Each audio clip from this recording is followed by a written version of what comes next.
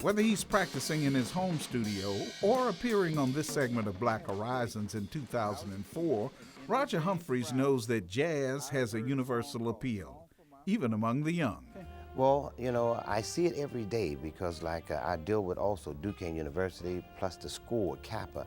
And jazz will never die because it's an art form that when you fall in love with it, like you said, you know, once you fall in love with it, you're hooked. Yeah, that's the truth. Roger became hooked at the age of 3.5. This Teenie Harris picture documents it. I woke up one day, the spirit must have hit me, man. But I had music around me all my life. You know, I had an older brother who played saxophone and another brother who played drums. And we're talking about 3.5 years old. I think they learned a lot from my father's brothers, Uncle Frank and Uncle Hildred. Uncle Frank played the trumpet and Hildred played the saxophone. Roger came from a musically talented family. His Uncle Hildred played saxophone well into his 80s. So that's my brother Lawrence and another guy, Walt Braffett back there. He's another drummer from the north side. You were jamming at that age with these guys? Oh, yeah. But it wasn't just all natural talent that ran deep in his family. They had a serious work ethic. Many days I would be in my bedroom coming home from school. I'd go to my bedroom and practice. And my mother would have to shout upstairs and make me come downstairs to eat dinner, you know. Because you were playing the drum? Yeah, I was practicing. I'd be in the room for 4 or 5 hours every day. Wow. Yeah, I love to play the drums. Roger's technique is such that he does not need to practice as much as he used to. Most of his practicing is done in his mind these days. I don't practice every day. At this part of my life, my things are working. My technique is working. I play enough, and I practice a whole lot mentally, you know, because I sing things to myself. It's like taking solos. You gotta, if you can't sing them, you can't play them. So if I need to exercise with my sticks, my practice pad now at this part of my life is on my leg.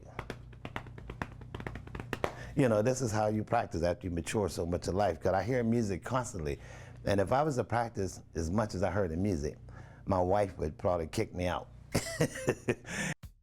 Part of that maturity in music has come because Roger had so many great musical mentors, like Horace Silver. These are Turrentine brothers, right? Yeah, yes. This is Stanley Turrentine, J.C. Moses, Tommy Turrentine, and Bobby Baldwell. They were like my mentors too coming up, man. Yeah, these guys could play. And Art Blakey. He was one that loved to play, and he can make anybody sound good. Anybody sound good. Well, you do the same thing now, Well, right? I'm trying to take after my teacher. Okay. All the moving parts started to vibrate and to get loose. That is just what Roger has done. Take after his teacher. In fact, he has become the teacher now, and filmmaker Billy Jackson has produced a documentary on Roger titled Pass It On. Oh, absolutely. At first it was called Connections, because everybody I ran into was connected to Roger, and everything that Roger did was connected to something else. I said, this is perfect.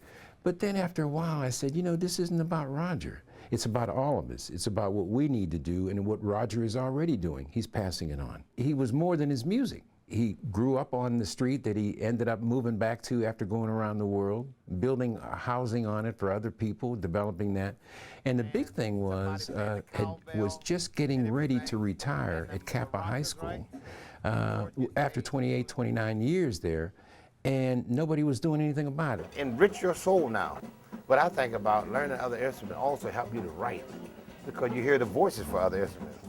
So finally, someone is giving Roger his flowers while he can still smell them.